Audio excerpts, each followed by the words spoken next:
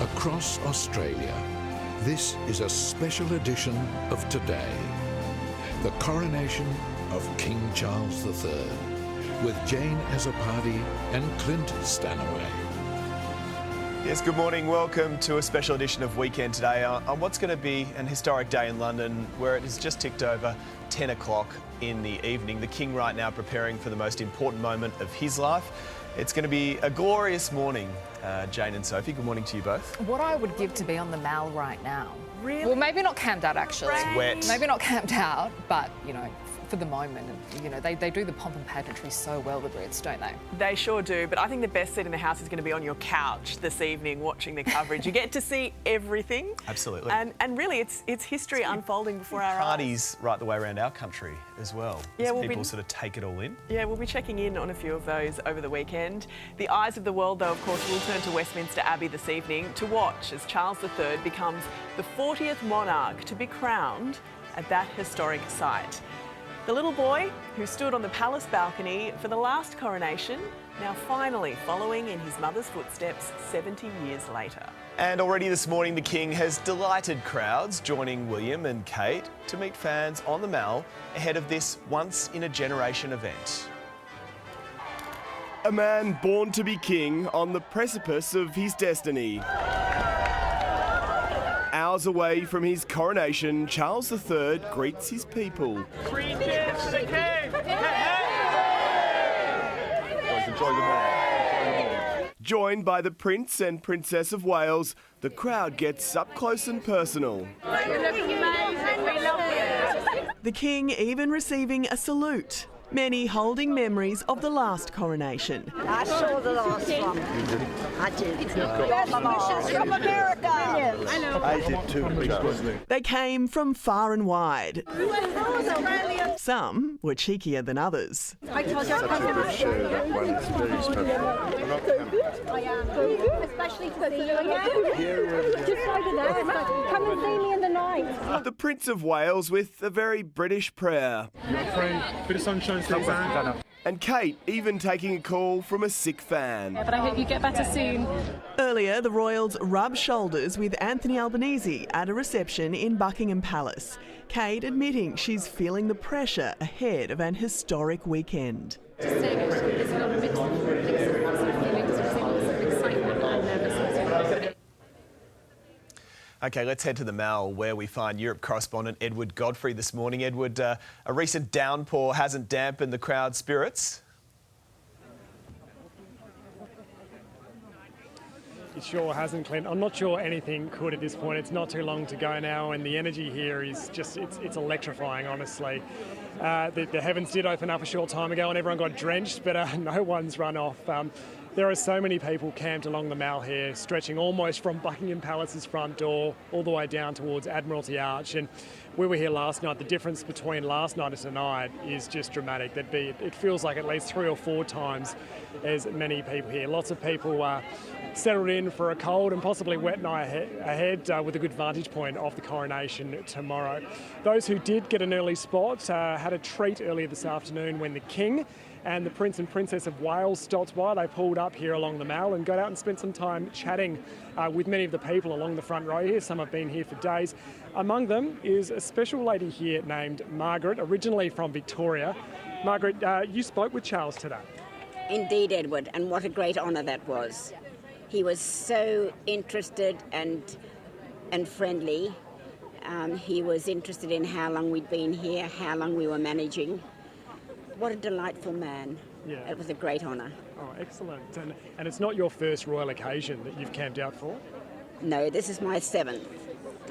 The first was in 1981 for Charles and Diana. Wow. Yeah. Okay, so you've seen a few things there over the years.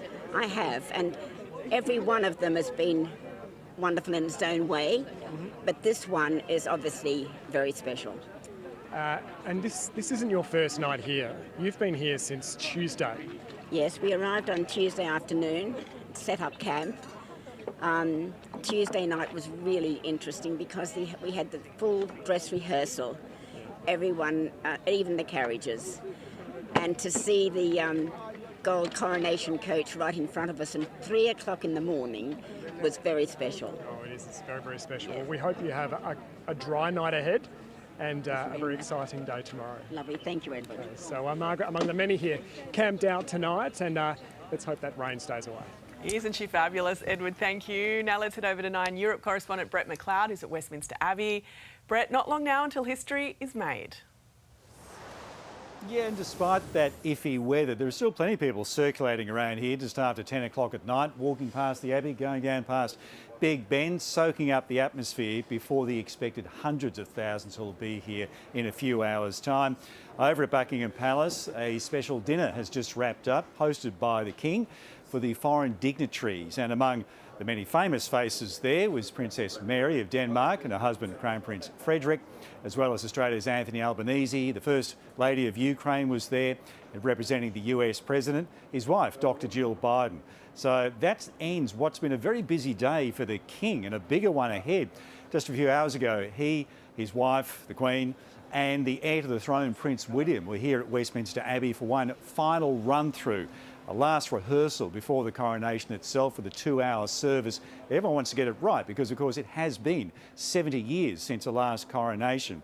So that looks like it's about as ready as it can be, as are the police.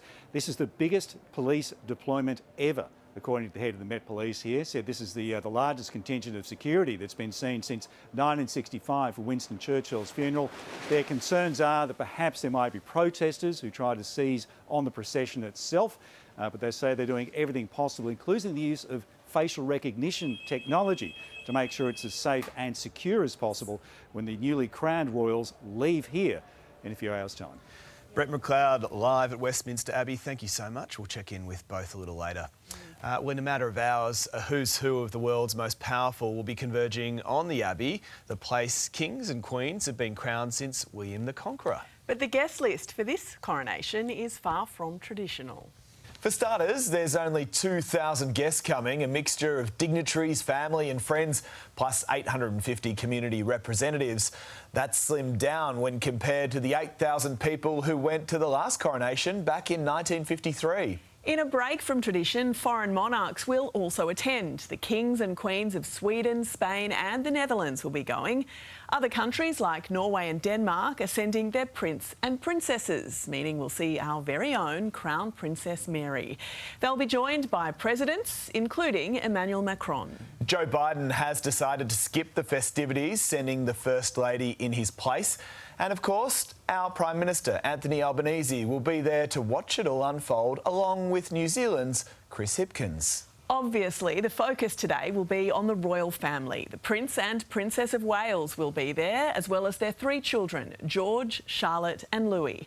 The King's siblings will also be in attendance. Prince Andrew even scored an invite. But the notable absence will be the Duchess of Sussex. Meghan won't be joining her husband, Prince Harry, at the Abbey. Instead, she's chosen to stay at home with their 2 children. And with many Londoners catching the tube to attend coronation events today, the King and Queen decided to record a special message for travellers. My wife and I wish you and your families a wonderful coronation weekend. Wherever you are travelling, we hope you have a safe and pleasant journey. And remember, please mind the gap. Yes, one must always mind the gap, mustn't they? Very important, Jane. Yes, does beat the normal announcement. The gap. Yes, it does. And 9 News will have full and very special coverage of King Charles's coronation. It starts at 5 p.m. on the East Coast and 3 o'clock in the West. Hey there, Today fans. Sarah and... What's my name again? Oh my goodness, Carl. Hey, thanks for watching our YouTube channel, though. Subscribe now for more news, special reports and amazing Aussie stories. And Carl misbehaving, Whoa, of course. That never happens. Always happens. What's she talking about? Always happens.